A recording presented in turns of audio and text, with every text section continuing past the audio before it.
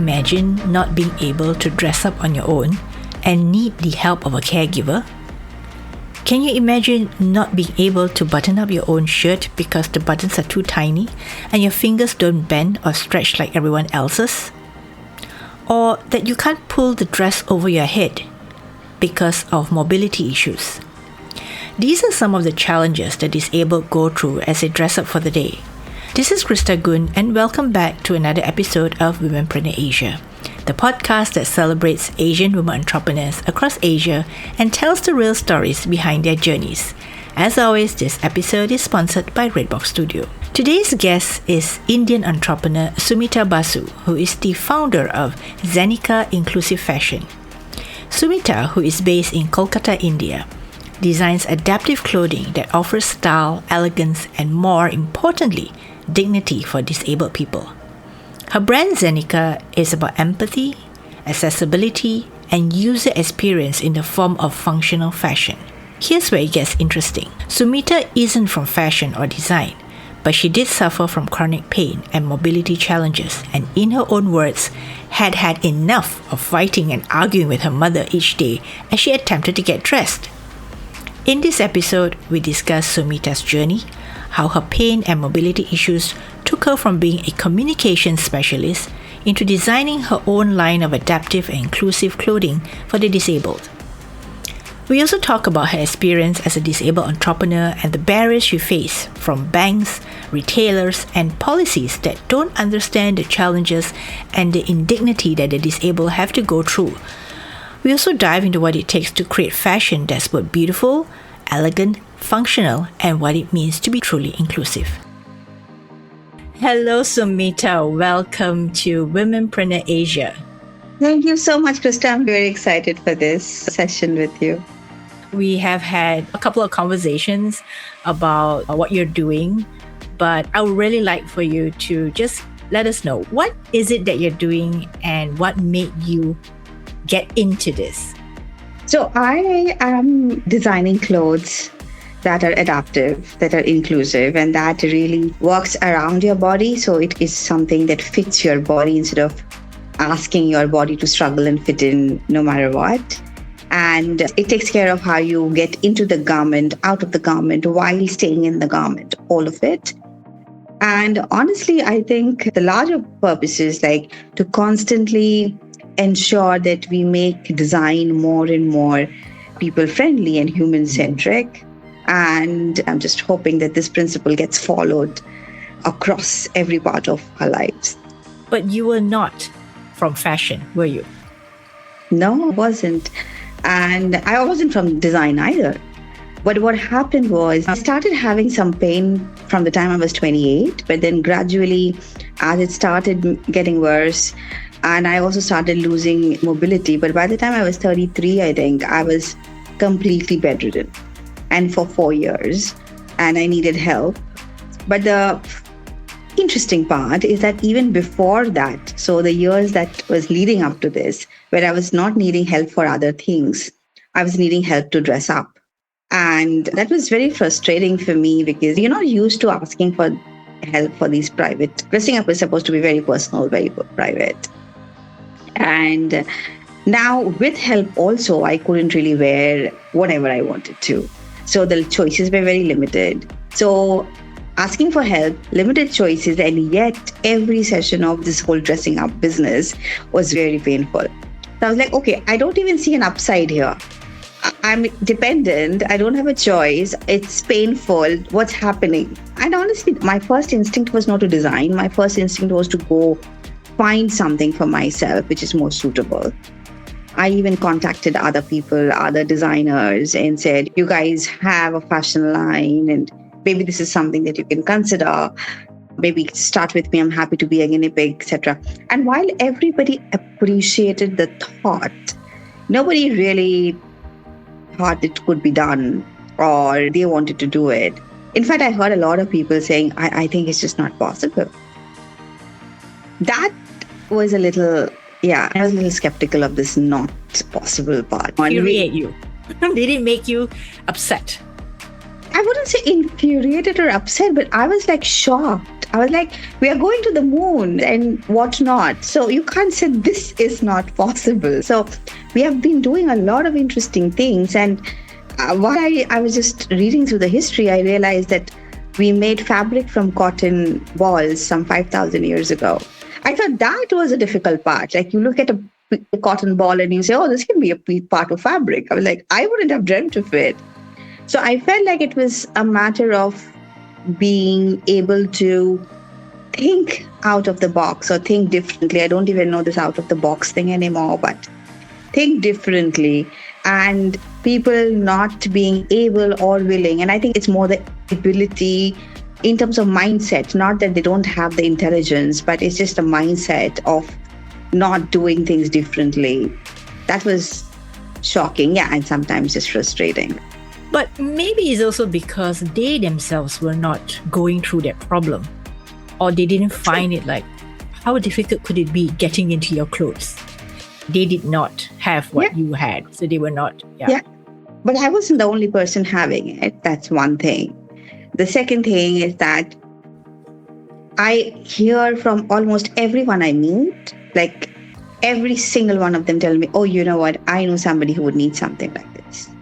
So I'm pretty confident that they have met people in different degrees of the need. I may have had an extreme need, but people would have had needs, old age, fractures, surgeries. So people would have their needs for different reasons.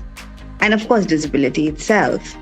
But the other thing that showed me in this conversation is, particularly for disability, is that we are so invisibilized because there's no accessibility in most of the things. You don't really see us around you. And when you don't see us around you, then you just think either they don't exist or it's a very limited problem. But the other part, which was surprising when you said it, how do they know my problem? It's true, they won't know my problem or even the entire disability community's problem or the elderly community's problem. But what they can know is that most of the rack garments that are there, whatever you now find in the stores, most of them are built for a certain body type. And that doesn't fit most people anyway. They should have just started. So they could have just started thinking from that perspective. But to think in that way, it needs a certain amount of empathy, I would say, because you need to empathize. Oh, this person has this problem of getting this or doing this and can't button up their clothes properly. Yep. So they have to have a certain degree of empathy. And in order to design something or to create something, that empathy must be at the forefront. And if they don't have that, I don't think, and like you said, most people would think that they don't exist because I don't see them, therefore they don't exist. Therefore, there's no need to create such clothing. So for Zyenika and the adaptive clothing that you create, it's really something you created for yourself because you needed something beautiful to wear. I'll just go with easy. Just give me something easy, which speaks to me. Like I don't feel like a sack of potatoes. So tell me, okay, describe some of the clothing that you have created or designed. Okay, so this is what I'm wearing right now is something that I've created. Okay. And honestly, like for most people, it looks like any other garment.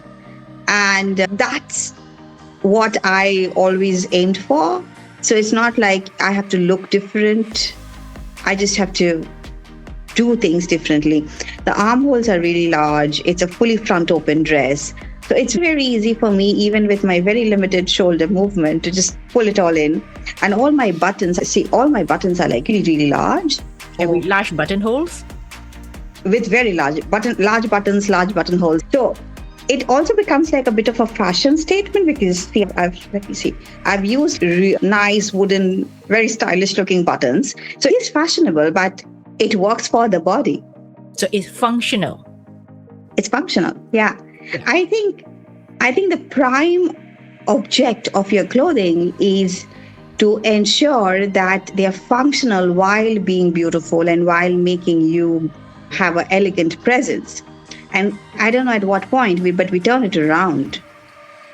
And it almost became a bit like, oh, it should just look beautiful. By the way, not necessarily elegant, just look beautiful. So the garment looks beautiful. How you look in the garment doesn't even matter anymore. And if it's functional or not, who cares? So the idea right, of functionality. So if you look at any traditional garment across the globe, you will find exactly what I make right now. They're all very easy. They take care of your body. They move with the body. They're very body friendly. You can become fat and thin without having to discard your wardrobe. So most of our traditional globally is like that, especially of the global south. We are very good with those designs. And of course, now with the advent of science, we also have things like the Velcro. But at some point, things got really twisted. But you are right. I do know that some of our Asian garments, they expand with your body or they don't expand. You can tie it any way you want, or if you've grown a little bit larger, you can still use it rather than it's just one size. Yeah. So tell me, how long has it been since you started Zyenika, and what were some of the initial challenges, of course, that you mentioned? You spoke to people in the industry and they just didn't know that such a category of people existed and they didn't create clothes for them. So you decided that you would be the one to start creating this clothing. I need clothes. So I just got them. And globally, there were brands that were available, but it was not culturally or in terms of the weather, it was not suitable for me. And of course, it would be very expensive to buy clothes and get it shipped from somewhere. I started doing my own thing and it worked for me. And then it was just like just simple Facebook posts, which was not even meant to be anything around entrepreneurship. It was just any other post, the way we post about the noodles we are eating and wherever we are traveling. So it was a bit like that. And then I had such amazing response. And when I say amazing, it was like, oh, I need this, or my mom needs this, or something on those lines. Where did you get it? I was like, a bit from my brain and then a lot of convincing with the local tailor. That's what it took. My mother, who's my primary caregiver, and she's also the co-founder of Zyenika. So at that point, she said, you have found something that is useful. It makes people feel better, which we all have now understood. It's extremely important for healing. You just have to feel better.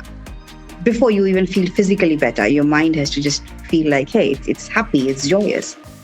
So why not just actually do this? And she became a little emotional about it. If nobody else feels the pain that you and I have gone through, that's worth it.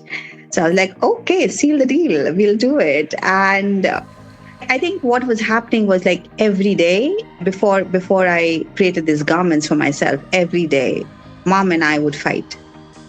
Once at least, because we were changing our garments. And when I say fight, it's not so much with each other, but it was like fighting within the situation. Oh, it's paining. No, not so much. Okay, my hands. Okay, take care of my hands. Okay, take care. Okay, no. And that would go on for 20 minutes. And we both hated the time. And it's something that you can't avoid. So it's a bit like, oh, if it's difficult to get rice, okay, fine, I'll have bread. I didn't have that option with clothes. So if it's difficult to wear clothes, I will not wear anything. Naked. I said, why can't we just wrap some towel around me? I'm done with this. And she said, as much of a rebel that you are, and she actually said, I don't know how you get it, because I, in my DNA, don't have anything which is rebellious. So I don't know how you got it, but I don't think not wearing clothes is an option. So you just have to wear it. So I think the memories of all of that, she also comes from a point of view here, which is a caregiver's point of view. So it's not just the person who's wearing it. And in many cases, you are, no matter what, you are dependent on someone else.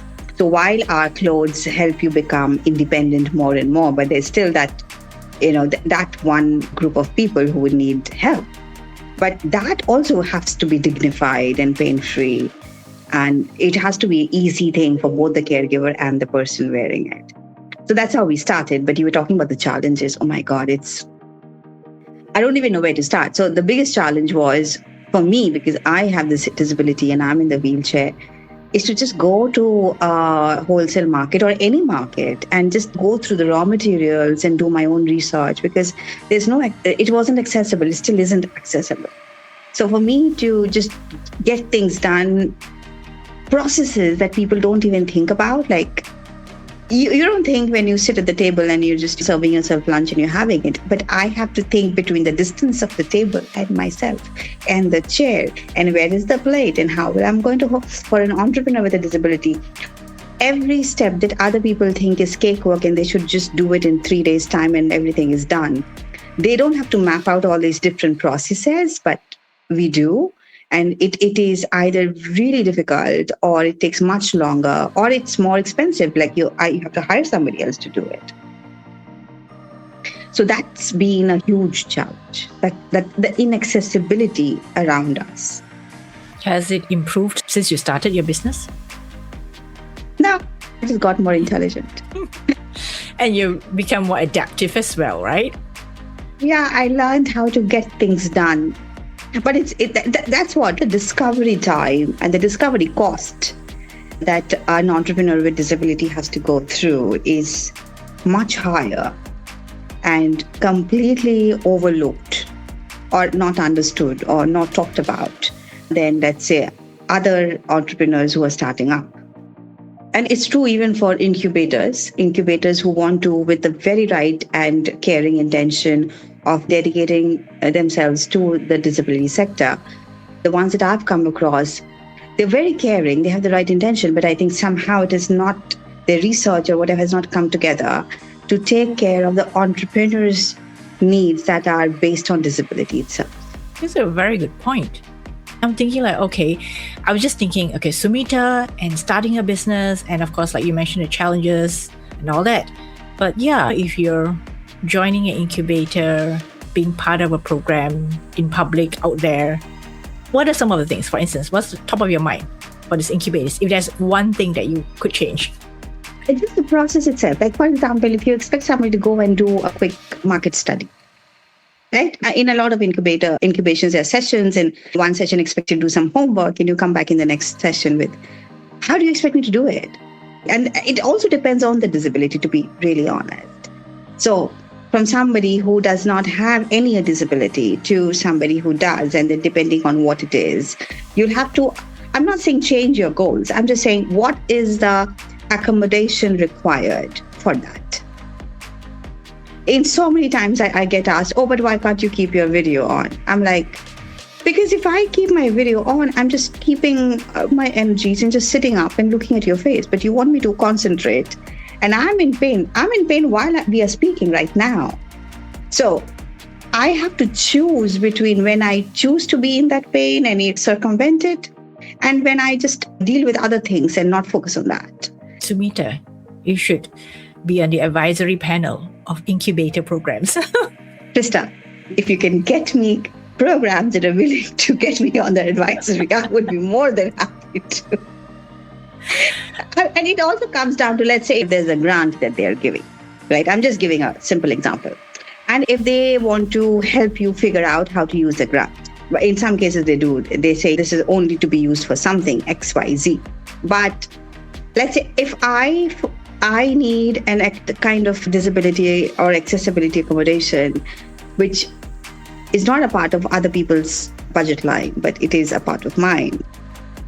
How does that get accommodated? Again, I am not saying pay me more, but are you open to that? And what does it mean?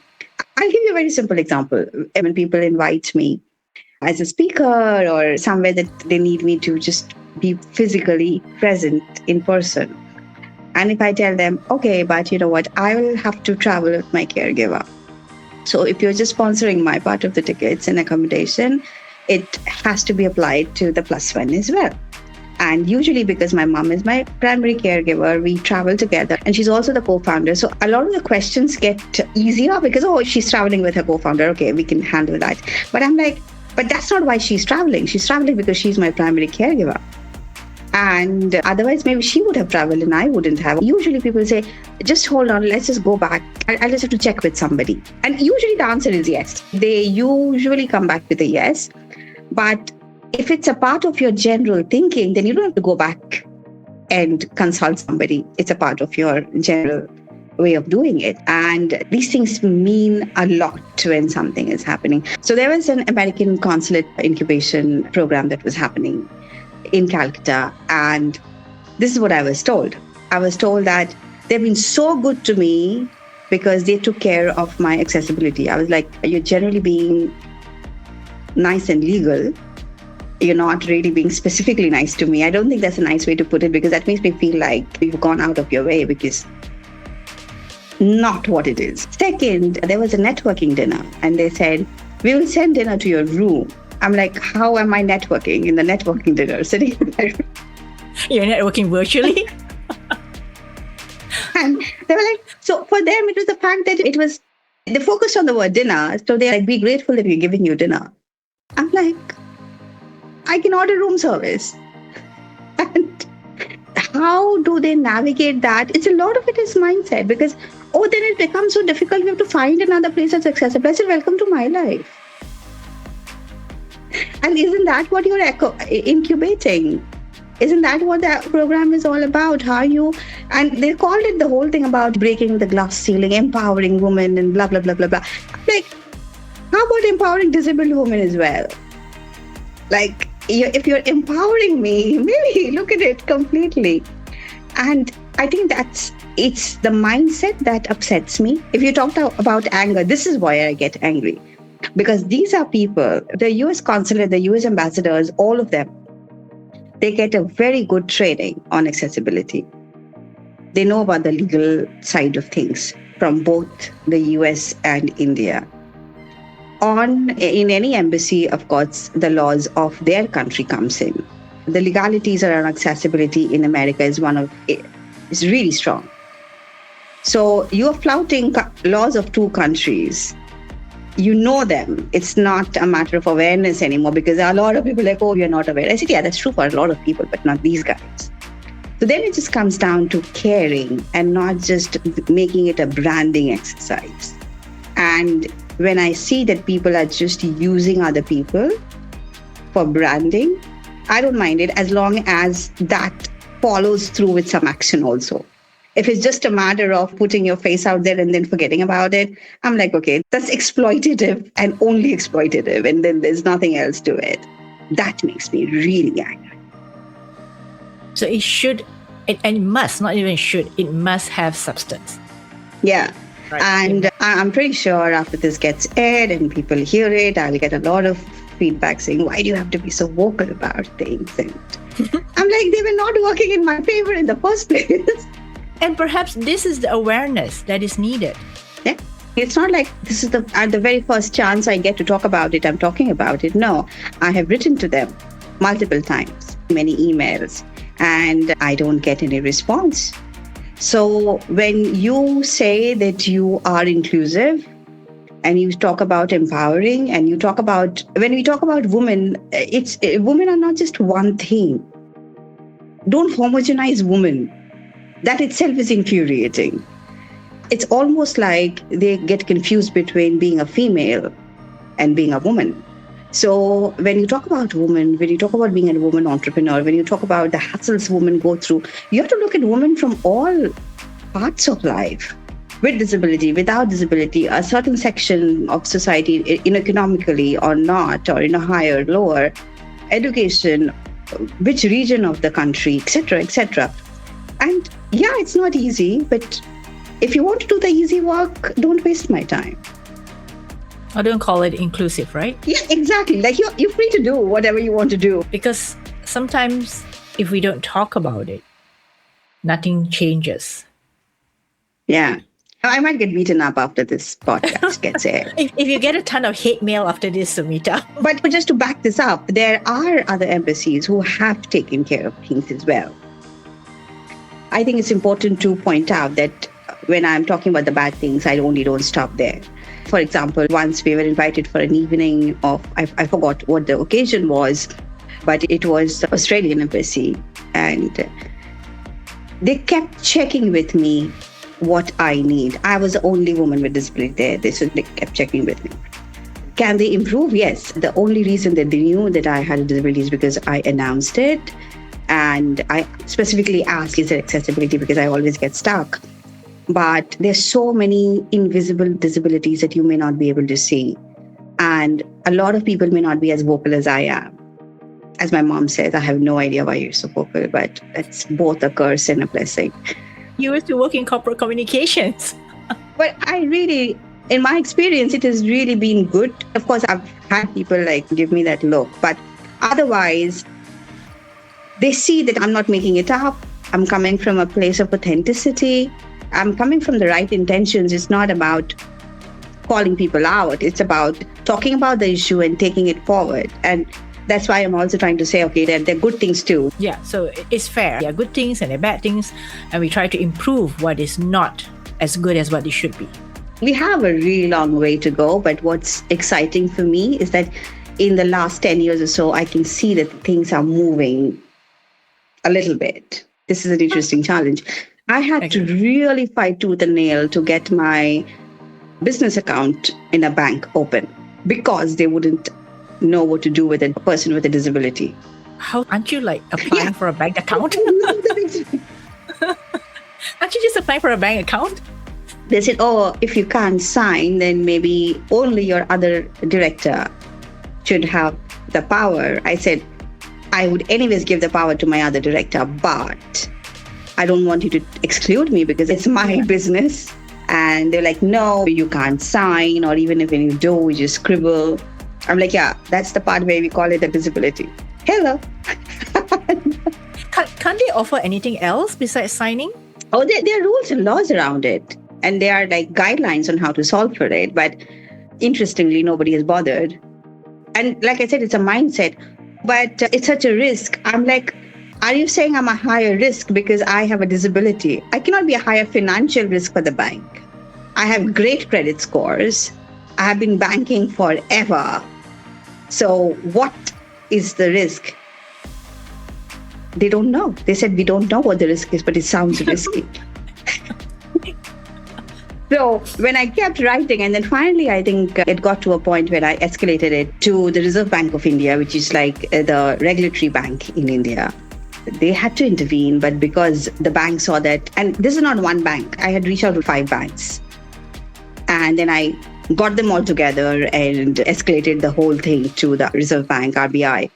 And suddenly when all the banks said, oh my God, she's involved in the RBI, so there must be something going on here. And the way I wrote it, so a lawyer friend of mine said, it almost feels like you've gone through law school, because I was like, this section of, see, everything is publicly available. So if you're really interested, you can just nowadays just look up the internet. It's just internet. I saw the section and I saw the pointers and I said, this section, this point, this says this. And somehow nobody seems to be doing it.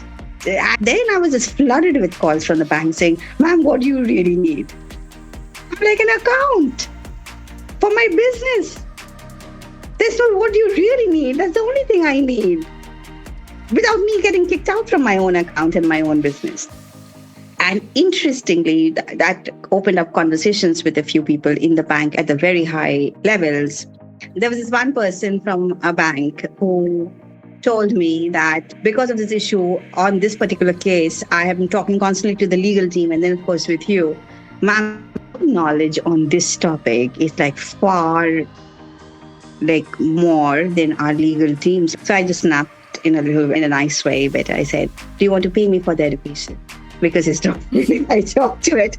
I hope something changed. I hope they not only gave you your account. No, I struggle all the time. No, they just gave me the account and I operated. And then they sent me one of those campaign mails saying that how much money you have and the transactions that you're making through that particular account, you're eligible for a credit card. Would you like it? I said, okay, why not? Business with a credit card makes sense. And then they said, you will still have to file this form. So I said, okay, that makes sense. And then they said, oh, but if you can't sign it, we can't offer it to you.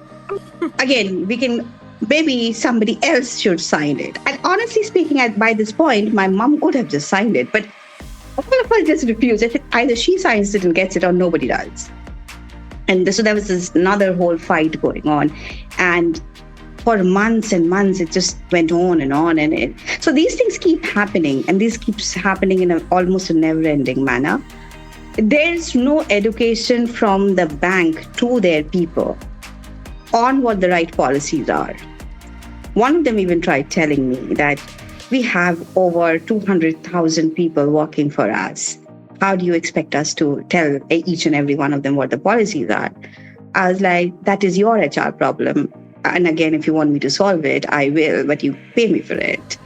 If you have the capacity to hire 200,000 people, you should have the capacity to also train them for whatever is required. And not all 200,000 people are front-end people. Again, it's the whole intention part of it it's very scary. And see, that's what I meant. When in an incubator, or anybody else thinking about an entrepreneur with a disability, they would never think of, she can't even open a bank account. It will come down to, oh my God, it's been 3 months and you couldn't open a bank account. What are you doing? Are you lazy? No, I'm not lazy. I have to. And what also happens in the process, Krista, is that at the end of the day, I only have 24 hours, just the rest of us. And I'm spending a lot of that time doing things that don't really add up to anything for the business. So the competitive disadvantage that we get because of the inaccessibility, it's sad. I have no other word for it. It's just sad. I'm beyond being angry about it. I'm just sad. Oh, there's a lot of systemic problems. Yeah. Not only in this country. You literally need a movement to change a lot of the things from the inside. You went through the hassle of trying to set up your bank account, and then when it came right back down to the credit card, the same problem occurred, and they didn't even realize it was the same thing. It's just a different thing that you're applying for. But yeah. I think the two things. One is a general education of the people around this, or awareness or sensitization. The other is, it's not, like I said, we have the laws in place. Even the RBI has guidelines and policies in place. It is now a matter of implementation. And as I talk to more and more women with disabilities globally, if not this, they have some other problem, which is again related to accessibility. So something or the other. Maybe there's a business around it that you can start. Not a bad idea, Krista. Do you want to just be the head of it? I will be your whatever, like a core team somewhere. Because it's true. As you were talking, I'm thinking to myself, yeah, there are a lot of things that everyday people take for granted. And because it's true, sometimes if we don't know, we really don't know. Because no one's going to tell us. And your market research, for instance. For someone like me who is into systems thinking, I'm into systems design thinking. So I'm also able to just pull together my own experience and the market research and put it into the design thinking, systems thinking process and help people. But you know what? A business needs a market. A business needs people who will be their happy customers to convince a corporate, because there are people, forget businesses, there are NGOs who are working towards it, right? So they're not for profit, but they still have to get their costs covered. So there are people who just want to do sensitization. And it's huge task getting any, I will not say any, but many corporates just to agree to that, or just to change one small thing. Oh, it's just so expensive to change one small thing in a corporate. Yeah, it is. But you still do it. And also that's part of ESG, isn't it? Yeah. But we have heard of greenwashing. Yeah. In the E itself, we have been kicked out with the greenwashing part. Yeah. So, but if they really wanted to do it, I think this is a good opportunity for them to really get into their business and really look from the inside and see what's lacking or what they need to improve. I guess improve is the word for it, right? Something that if this is a broken process, a process that's not helping our customer, someone should do something about it. Yeah, you don't need a customer to come and kick up a fuss, right? Like Soumita, to write to the banks. But that's the thing, according to my mom, I'm one of the very few. So the banks also said nobody else had this problem before. I said, good for you, bad for them. But it could be that they accepted it. They could just say, okay, fine, if it's so difficult, I'm just going to get my caregiver to sign. No, that's honestly, there are times I have reached that stage too, because I'm like, it's too tiring. What am I even fighting for? Yeah, and that's what I meant. If a lot of my energy, forget the time, a lot of my energy goes into this fight for dignity. then what is left for my business is not comparable to somebody who doesn't have to go through that. So that's the cost. It is a huge cost for me. And it's not about ego, which a lot of people think it is. No, it's not. It's about dignity. It's about me being there in my presence, being accepted for what it is. And it's so simple. Like, I don't even believe I have to explain it to people. I'm like, this should have been simple, guys. Simplicity is very difficult. It is. I don't mean to lead this podcast. You're supposed to ask me questions, but I'm just having this. No, we're just having conversation. So if I can take you, let's focus on fashion, okay? But let's talk about what my field, fashion, okay? So I'll take you through a general journey of any person, right? You go to a store, you get out of whatever vehicle that you get out of, your own, somebody else's. You get inside the store. Then you go through all these, the aisles, there's clothes that are hanging on these racks, and then on the wall, there would be stuff that's hanging. So you go along all of it, and then you take a piece of garment and you say, oh, I like it. I'm going to try it out. And then you look for it in your size and you get that. Then you go to the trial room and you try it out. And let's say it's all going good and you like it and it fits you. Usually it never does. You have to go through like multiple rounds of this. But yeah, for this, it's just at one go. Then you come out, you take the same thing, you go to the counter and you say, I want it. Before that, you may have to be in a queue to reach to the counter. Do you realize at the level at which you have to break down every process for somebody with a disability? The reason I can tell you this on my fingertips is because we have to think it every step. Then you pay, they give you a bill, you pay, they put it in a packet and they give it to you, and then you go out of the store and then you get to the car or whatever vehicle, public or otherwise, and you just go off. What happens with a person who has, let's say, with any kind of disability? I'll just go through them one by one.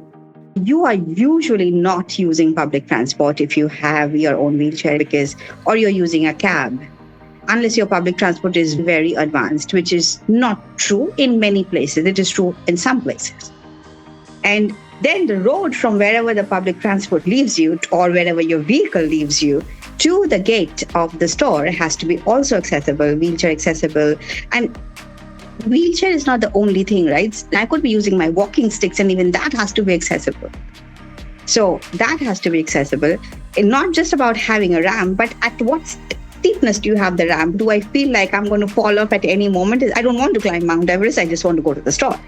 So then I enter the store, and usually these stores have these like really large glass doors, which are supremely heavy.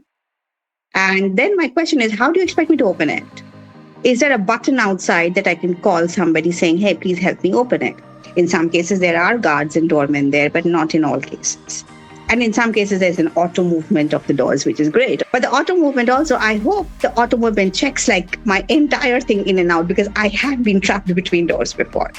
Sometimes the ramps are so narrow, you wonder who they are made for. So it's not just about having something. Now, let me go through the store. Most of the store, to make sure that the real estate is best taken care of, the aisles are kept in such a way that your wheelchair cannot go through the aisles. So you're standing at some corner or just the front of the thing and you're like, let me figure out with some superpowers which of these many garments do I like, instead of even going anywhere close to it. Then somebody come and try to ask you if they can help you. I'm like, yes, you can, but I don't even know where to start because I can't see these garments. And they will ask you, what do you want? I said, I just want to see the garments before I choose. There's so many different designs. It's almost impossible for someone to come and show it to you one by one. And then you lose out on the experience of actually choosing something for yourself. You just have to determine what you want. Then let's say they find it and whatever, you for some reason you got it exactly what you wanted and in your size. The other thing is, what is your size? Nobody knows. Even those without disabilities, they don't know, because sizing is like an enigma that nobody seems to have solved. Then you go to the trial room. The trial rooms are nice little cute boxes where you can't move around if you have a mobility problem. Now, in all of the things that I told you, if I did not have a mobility issue. But if I had a hearing impairment, I would just go through the first parts very easily. But the moment I have to ask somebody for help, which all of us do, right? Oh, like this, but I can't find it in my size. Boom! Nobody's asking anybody any question. There's nobody to respond to you. But anyway, we go to the trial room. I can't move around. I can't do anything. There are some people who have marked trial rooms. Very rarely I've seen it, but I've seen it, which says accessible trial rooms. And they're just as bad as accessible toilets. Because people in a wheelchair, many of us, we like to dress up. And when I say it's not a choice, it's what makes physical sense for us. Lying down, not standing up. Because remember, if I could stand up, I probably wouldn't be using the wheelchair. Sitting down it's very difficult, like it's ergonomically really difficult. You have given me a toilet and you've given me a trial room where there is nothing where I can lie down on. Then you ask me to stand in a queue and I had the same problem. There's no space for me. I don't know where to stand. I'm neither in this queue nor in that queue. I'm in some place and everybody's uncomfortable. They're trying to make space for me, which is very kind of them. But then I feel uncomfortable because I want to be a part of everyone. Then you go to the counter. The counter is, Krista, anytime you go to shop next, if you sit down and you just want to do something at the counter, you realize like you can't see anybody, right? They're meant for standing counters. And I can't see them. They can't see me. So yeah, go figure.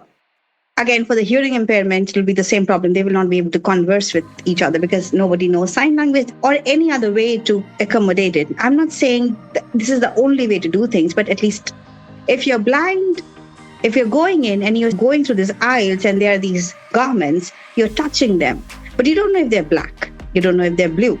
If you don't know if it's what kind of fitting does it have, etc., etc. But you have these labels that are on these garments where the price is written. So the whole idea is that people don't have to necessarily ask for price and they can do this privately. Pricing is a very private matter. If you're blind, you can't read that either.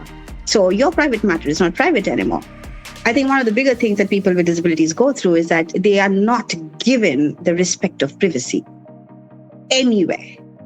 And this retail thing that I'm talking about is just one of them. Now with today's technology, are you trying to tell me that you can't make it accessible for visual impairment? Have someone talk about it, etc., etc. So you have taken it through the whole thing with just 3 disabilities. There are many more. Somebody with autism goes in, oh my God, it's tough, really tough. So these are many things that people haven't even... And for the store owners, for the brands, I'm saying, we will handle door-to-door part of it. I will handle my car to the door thing. Can you figure out whatever is happening inside the store? And that's something that you can do. And there's so many staff on the floor who ask you, can I help you? Oh, you know what? You're taking this blue shirt. It'll be really great if you pair it up with that. So they help you style. They take care of your comfort. But they have no idea if I tell them, my shoulder doesn't move. Can you give me a piece of garment that helps me? They're not trained in it. And let me tell you this, surprise, there are a few garments that most collections have. Maybe 10% of it, but that's not bad, right? Like 10%, at least 10% is not zero. But how will I find this 10% if your people are not trained in it? And if you have not marked it, if you're not labeled it right? So your product communication has gone for a toss, your customer care has gone for a toss, all of it, because you haven't really put your thought into it. And I've heard brands tell me on my face that we would love to have you at a store, but there are not enough people like you. It doesn't make business case. I'm like, you haven't put enough time to see that. People who today with a disability are earning globally is in trillions. I don't mean the number of people, the amount of money they hold.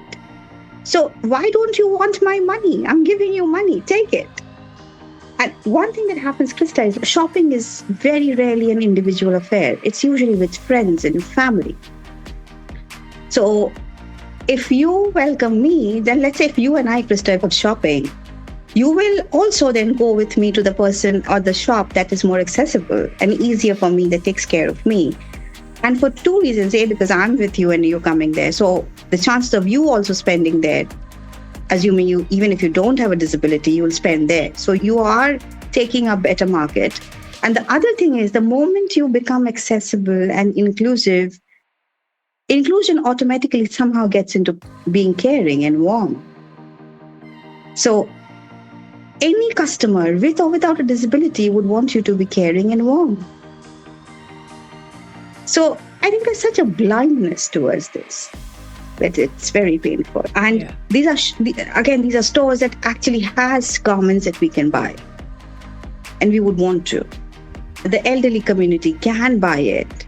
Their kids can buy it for them. Their caregivers can buy it for them. But you just have to tell them that this is what is good for them. I think what you have explained is actually a very good way for people to think about. That is actually a competitive advantage in business. If you could actually look at it from the point of view of, okay, let's serve this market of people, of buyers, of shoppers who need what I'm offering, and in this instance, garments or clothes, but offer it to them where they can enjoy the shopping experience rather than they have to fight the shopping experience, because otherwise you'd be fighting every step of the way, right? So like for the blind, visually impaired, they need to be able to maybe use Braille on their price tags. At least they know how much it costs. Or even for people who have problems in the fitting room, where you need a certain way of either, like you said, lying down to try your clothes, or at least something that gives you the ability to do it because you're not, I would say you're different. It's a very different way of rethinking the entire shopping experience. Yeah. And I think it's great. We buy a lot for our parents who are older, the elderly people. And they may not be able to tell you that I have this disability because they don't think that they do. It's just aging. So when somebody goes and says, oh, I have my aging parent, and they really have a pain on their shoulder, or they just don't move it so much anymore. We have actually spoken a lot about the challenges. So I'm actually quite happy in the sense, because people who listen to this episode probably now have a greater awareness. And I think that is very much needed. And I like how you mentioned that it's really about giving dignity to people of different needs, whether you have a disability or whether you're just aging and you need something for your own needs. So I just want to ask you this before we get to the end, is that what is your one wish? What is your one wish? The business? Your wish for people listening to this? We are at a very nascent, small stage in our business. And I think all our customers have loved our designs. They really like it. They come back for it. And they're so passionate about it that they even tell me what doesn't work in the design, and we change it based on that feedback. So my one message would be, if you think that this is something that you relate to, by yourself or maybe for your aging parents, I would really love it if we can be connected and we can see how to spread the work to more and more people. And of course, where can they find you to connect and partner with you? You can find me on Zyenika, Zyenika, Zyenika.com. Our email ID is on it, our WhatsApp is on it. So through that, and also on Instagram, which is, the handle is also at Zyenika, and the name is Zyenika Inclusive Fashion. Send us a DM. It's easier to find the brand, and then through the brand, you can find me. Thank you, Soumita. I wish we had 3 hours to talk about this, because I know we could go on and on, but definitely there'll be another opportunity another time. And because I also understand it is not that comfortable for you to sit too long. So I'm very mindful of that as well. Thanks for caring. I think that's the part, right? A lot of people say, oh, how can we be inclusive? I said, just start caring and asking the other person. So Krista, you usually do that. I've seen that in our conversations. So thank you so much for that. I had a few jolts of realization while listening to Soumita recall her experiences. For one, how often have we empathized with disabled entrepreneurs and understood their real-world challenges? I couldn't believe that Soumita was given the runaround while trying to get herself a bank account, or that incubator programs don't really cater to the disabled as much as they cater to the able-bodied participants. While Some organizations are well-meaning. They're still not quite sure how to navigate and meet the needs of the disabled. On the other hand, there are also opportunities. Soumita's story shows that inclusion isn't just ethical, it's a powerful, thriving business opportunity when design centers dignity and real user needs. If you're designing products or services, map the actual user journey with the lens of empathy turned on and ask, what would accessibility look like at every touch point?